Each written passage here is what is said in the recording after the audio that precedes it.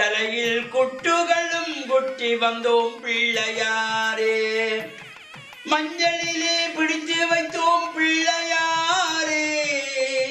ஐயா, மஞ்சளிலே பிடித்து வைத்தோம் பிள்ளையாரே, வாழ்வில் மங்களத்தை தந்திடுவார் பிள்ளையாரே, வாழ்வில் மங்களத்தை தந்திடுவார் பிள்ளையாரே. தோப்பு கரணம் போட்டு வந்தோம் பிள்ளையாரே, தலையில் குட்டுகளும் குட்டி வந்தோம் பிள்ளையாரே. ஓம் நமச்சிவாய. மேன்மைகள் சைவ நீதி விளங்குக உலகமெல்லாம். நோயற்ற வாழ்வே குறைவற்ற செல்வம்.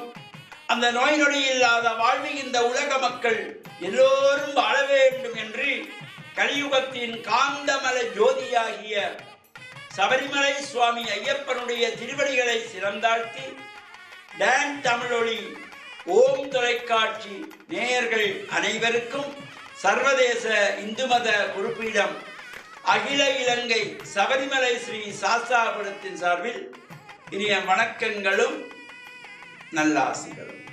இன்றும் மங்களகரமான குரோதி வருஷம் மாசி மாதம் 4ஆம் நாள் 16/2/2025 ஞாயிற்றுக்கிழமை.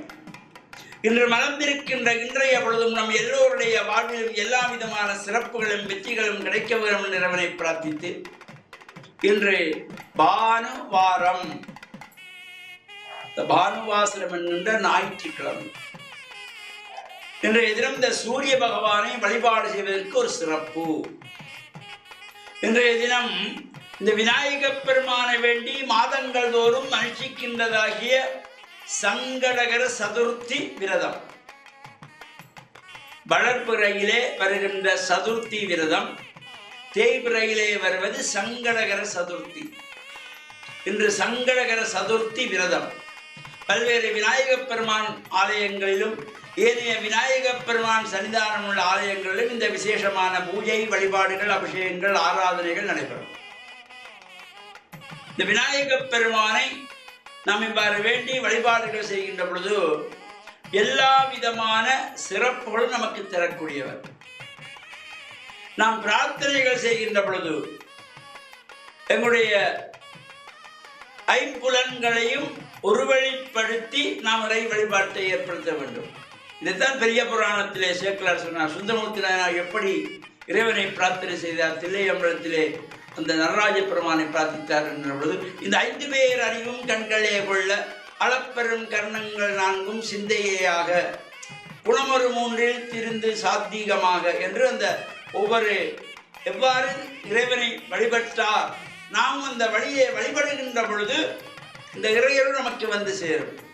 விநாயக பெருமானை வழிபாடு செய்கின்ற பொழுதிலும் நமக்கு வேண்டிய வரமெல்லாம் தருகின்ற வகையிலும் ஒரு மனித வாழ்வுக்கு வேண்டியவற்றை எல்லாம் தருகின்றவர் விநாயக பெருமான்.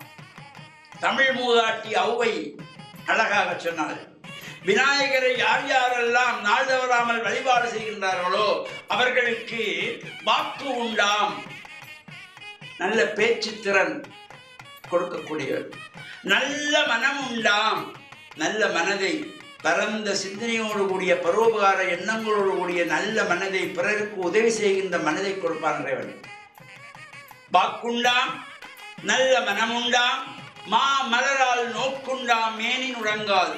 தாமரை மலரிலே விற்றிருக்கின்ற இறைவனுடைய கடைக்கண் பார்வை நமக்கு கிடைக்குமானால் இந்த நோய் நொடிகள் வந்து சேராதாம்.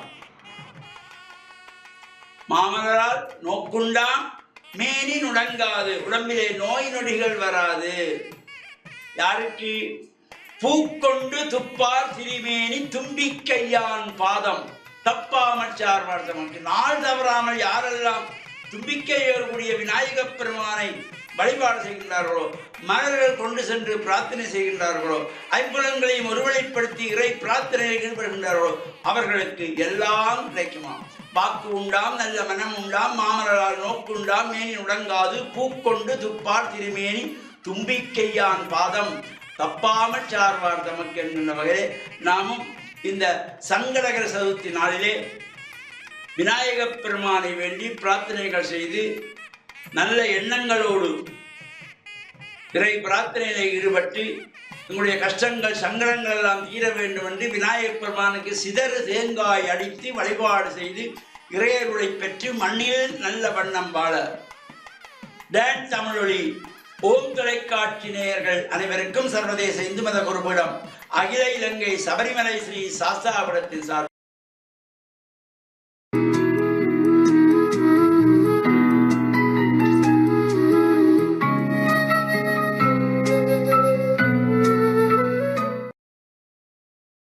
இறை இயேசுவில் என் அன்பு நெஞ்சங்களே, கிறிஸ்தவ நற்சிந்தனை வேளையில் உங்களை சந்திப்பதிலே எனக்கு மிக்க மகிழ்ச்சி.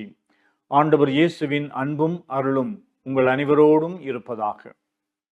இயேசுவினுடைய போதனைகளில் பொன்மொழிகளாக இருப்பது அவருடைய மலைப்பொழிவு ஆகும். புனித லூக்கா நற்செய்தியாளர் மலைப்பொழிவு என்று சொல்லுவதிலும் பார்க்க சமவெளி பொழிவு என்று சொல்லுகின்றார். இயேசு இந்த நற்செய்தியிலே 4 விதமானவர்களை பார்த்து நீங்கள் பேறு பெற்றவர்கள் என்று சொல்லுகின்றார். நீங்கள் மகிழ்ச்சிக்குரியவர்கள், நீங்கள் பெருமைப்பட வேண்டும், நீங்கள் ஆண்டவருடைய சன்னிதானத்திலே ஆசீர்வதிக்கப்பட்டவர்கள் என்று சொல்லுகின்றார். 1 ஏழையர்களாக இருப்பவர்களும், 2 பட்டினியோடு இருப்பவர்களும், 3 அழுது பிரலாகின்றவர்களும், 4 நீதி உண்மைக்காக துன்புறுத்தப்படுகின்றவர்கள் என்று சொல்லி, இப்படிப்பட்ட மனிதர்கள் எங்களுடைய இந்த மனித சமுதாயத்திலே அவர்கள் கவலைப்படுவார்கள், துன்பப்படுவார்கள்.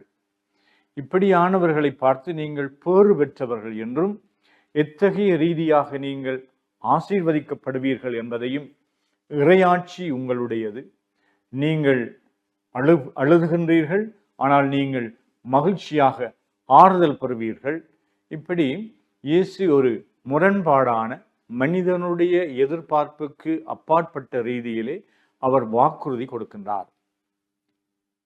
எங்களுடைய வாழ்விலே நாங்கள் அழுகின்றோம் என்றால் நாங்கள் எப்படி ஆறுதல் பெறுவோம் என்பதை இயேசு இத்தகையவர்கள் ஆசீர்வதிக்கப்பட்டவர்கள் என்று சொல்லுகின்றார். அதாவது துன்பப்படுகின்றவர்கள், பசியாக இருக்கின்றவர்கள், பட்டினியோடு இருக்கின்றவர்கள் அப்படியே இருக்க வேண்டும் என்றல்ல. ஆண்டவருடைய அழைப்பு அவர்களுடைய அந்த நிலையிலே இருந்து அவர்கள் உயர்வாக்கப்பட வேண்டும். அவர்கள் பேறு பெற்றவர்கள் என்று சொல்லுகின்ற பொழுது என்ன மனநிலையோடு நாங்கள் இத்தகைய எதிர்மறையான அல்லது பிரச்சனை மிக்க சூழல்களை நாங்கள் எதிர்கொள்ளுகின்றோம். இங்கே கிறிஸ்து கூறுகின்றது அவர்களுக்கு நம்பிக்கை ஊட்டுகின்ற வார்த்தையாக இருக்கின்றது. எதிர்காலம் எப்பொழுதும் நாங்கள் என்னவாகும் என்ற ஏக்கத்தோடும் அல்லது கவலையோடும் அல்லது இந்த வாழ்க்கை எங்களுக்கு எதையும் தரமாட்டாது என்று சொல்லுகின்ற ஒரு விரக்தி நிலையை பற்றித்தான் நாங்கள் எதிர்காலம் ஒன்றுமே எங்களுக்கு கிடைக்காது, எதுவுமே சரிவராது, பிரச்சனை எதுவுமே தீர்க்கப்பட மாட்டாது என்று நாங்கள் நம்பிக்கை இழந்த நிலையிலே நாங்களும் நம்பிக்கை இழந்தவர்களாக அடுத்தவர்களையும் அந்த நம்பிக்கையின் பாதையிலே முன்னேறுவதற்கு அவர்களுக்கு தடையாக இருக்கின்றோம், அவர்களை குழப்புகின்றோம். அவர்களுக்கு எங்களுடைய வார்த்தைகள் ஊக்கம் கொடுக்கின்றதாக அல்லாமல் அவை அவர்களையும் நாங்கள் எங்களுடைய இந்த விரக்தி நிலைக்கு இழுக்கின்றவர்களாக இருக்கின்றோம்.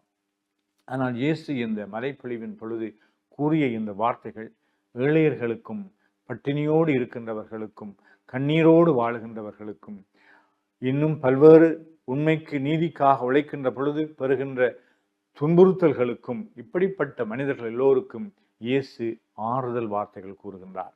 கடவுளுடைய வார்த்தை எங்களுடைய உள்ளத்திலே ஆறுதல் தருகின்றது. ஒருவரை நான் அணுகி சென்று கேட்ட பொழுது ஒவ்வொரு ஞாயிறும் தவறாமல் அவர் திருப்பலிக்கு செல்லுவார் என்று. ஏனென்றால் அவருக்கு ஏராளமான சொத்து இருந்தது, பெரியதொரு உயர்ந்த இடத்திலே அவர் இருந்தார்.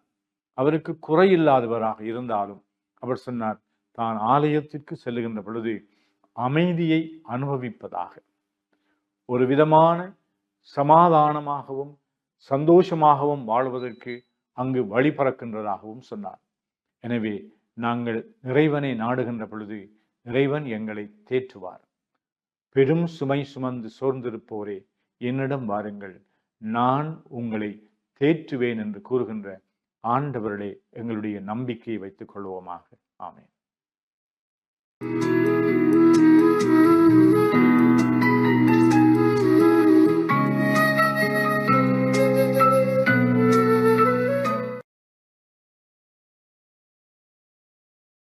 அல்லா நபிய பாத அம்மா பாத்.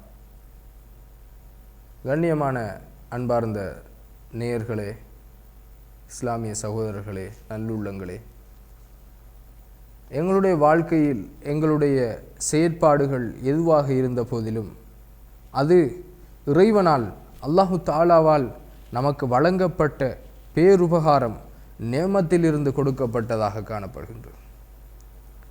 எந்த செயற்பாடுகளை நாங்கள் செய்தாலும், அது பார்க்கின்ற பார்வையாக இருந்தாலும், பேசுகின்ற பேச்சாக இருந்தாலும், பிடிக்கின்ற செயற்பாடுகளாக இருந்தாலும், சிந்திக்கக்கூடிய ஆற்றலாக இருந்தாலும், சாப்பிடுகின்ற உணவாக இருந்தாலும், எதுவாக இருந்த போதிலும் அல்லாஹு தஆலா தான் எமக்கு அதனை அவனுடைய புறத்தில் இருந்து அருளாக வழங்குகின்றான். எவ்வளவுதான் பணம் இருந்த போதிலும், எவ்வளவுதான் செல்வம் இருந்த போதிலும், தான் நினைப்பதை சாப்பிட முடியாது எவ்வளவோ பேர் கஷ்டப்பட்டு கொண்டிருப்பதை பார்க்கிறோம். அவருடைய சாப்பாட்டுக்குரிய திட்டத்தை, அவருடைய அந்த பட்டியலை வழங்குவது அவரை பராமரிக்கின்ற, அவருக்கு வைத்தியம் செய்கின்ற வைத்தியர்தான். அவரிடம் செல்வம் இருக்கின்றது, ஆனால் அவர் நினைத்த எல்லாவற்றையும் சாப்பிட முடியாது. ஏன்? அவருடைய நோய் அதற்கு தடையாக இருக்கிறது. அல்லாஹு தஆலா தான் குணத்தை உண்டாக்குபவன். அவன் குணத்தை உண்டாக்கிவிட்டால் அதைவிட பேருபகாரம் எதுவும் கிடையாது.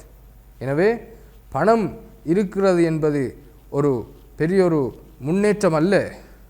உடலிலே ஆரோக்கியம் இருக்க வேண்டும். அதே போன்று பார்வை, கண் இருக்கின்றது. எத்தனையோ சகோதரர்களுக்கு கண் பார்வை இல்லை. நாங்கள் கண்களால் பார்த்து கொண்டிருக்கின்றோம். எங்களுடைய கண் இருப்பதால் பார்க்கவில்லை.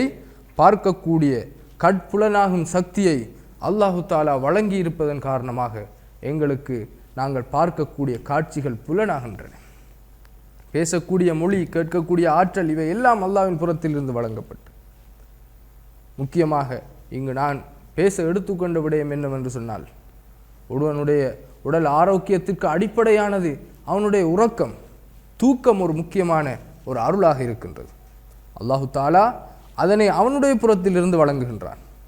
தூக்கம் என்பது ஒரு மெஷினிலே அல்லது ஒரு கணனியிலே திட்டமிடப்பட்ட சாஃப்ட்வேர் இன்ஸ்டால் பண்ணி பதிவிறக்கம் செய்யப்பட்ட ஒரு சாஃப்ட்வேராக எந்த உடம்பிலும் இல்லை. உடல் அசதியாகும் போது, உடல் டயர்டாகும்போது தானாக உருவாகின்றது தூக்கம். ஏன் இந்த தூக்கம் உருவாகின்றது? உடலுக்கு ஆரோக்கியத்தை கொடுப்பதற்காக. இந்த தூக்கம் இல்லாது போனால், தூக்கம் தொலைந்து போனால், பல நாட்களாக தூக்கம் ஒரு மனிதனுக்கு கிடைக்காவிட்டால் அவனுடைய செயற்பாடுகள் எல்லாம் ஸ்தம்பிதம் அடைந்து விடக்கூடிய சூழ்நிலையை நாம் பார்க்கின்றோம். உடல் சரியாக இயங்காது, சிந்தனை சரியாக வேலை செய்யாது, வேலைகள் திட்டமாக நடக்காது. ஏன்? சாதாரணமாக கருதக்கூடிய உறக்கம் இவனுக்கு கை கொடுக்கவில்லை. இது யாருடைய புறத்தில் இருந்து வந்தது? இது படைத்த இறைவன், ஆட்சி செய்யக்கூடிய இறைவன், எல்லா செல்வங்களையும் வழங்கக்கூடிய ரப்பாக இருக்கக்கூடிய அல்லாஹு தஆலாவின் புறத்தில் இருந்து வந்தது. எனவேதான் தூக்கம் உடலுக்கு ஆரோக்கியம். அதனை தான் ரசூல் ஸல்லல்லாஹு அலைஹி வஸல்லம் அவர்கள் துஆவிலே எங்களுக்கு படித்து தந்தார்கள். என்ன? தூங்கி எழுந்தவுடன் நன்றி செலுத்தினார்கள். நாங்கள் இன்று எத்தனை பேர் அதற்கு முக்கியத்துவம் கொடுக்கின்றோம்? என்ன நன்றி செலுத்தினார்கள்? அல்ஹம்துலில்லாஹில்லதி அஹ்யானா பஅதமா அமாதனா வ இலைஹின் நுஷூர்.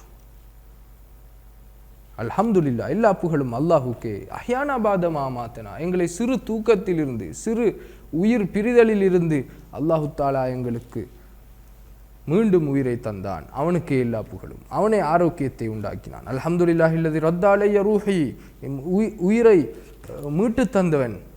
வஆஃபனி ஃபி ஜஸதி வஅதினலி பிதிக்ரிஹி, எங்களுடைய உடலுக்கு ஆரோக்கியத்தை தந்தவன்.